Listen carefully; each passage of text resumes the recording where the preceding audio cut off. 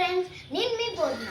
ఈరోజు మనం చికెన్ తొక్కు పచ్చడి ఎలా చేయాలో అని నేర్చుకుందాం. ఇంకెందుకు ఆలస్యం, పదండి వీడియోలోకి వెళ్ళిపోదాం.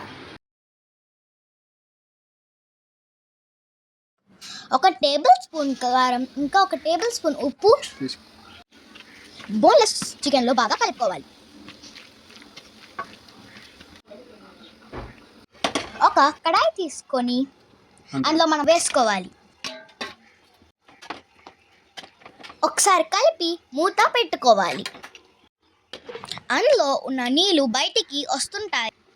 అలా వచ్చేటప్పుడు కలుపుతూ ఉండాలి. అందులో ఉన్న నీళ్లు ఇంకిపోయేంత వరకు ఉడకబెట్టుకోవాలి.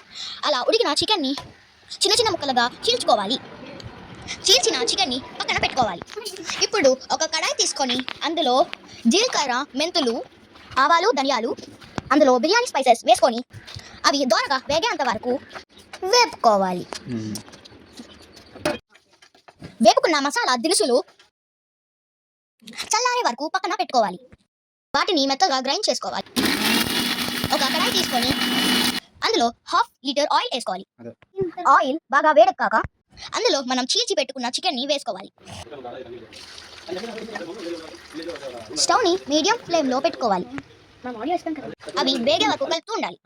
ఇప్పుడు అందులో 1.5 స్పూన్ అల్లం వెల్లుల్లి పేస్ట్ వేసుకోవాలి.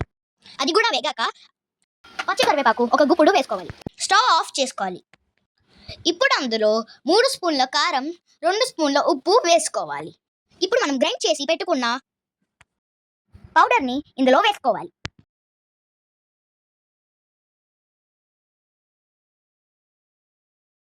ఇప్పుడు ఇది బాగా చల్లారాక ఇప్పుడు అందులో 2 నిమ్మకాయలు తీసుకొని ఆ నిమ్మకాయ రసాన్ని పిండుకోవాలి. ఇప్పుడు మనకు గుమగుమలాడే చికెన్ తొక్కు పచ్చడి రెడీ అయిపోయింది. ఎలా ఉందో కామెంట్ చేయండి ఫ్రెండ్స్.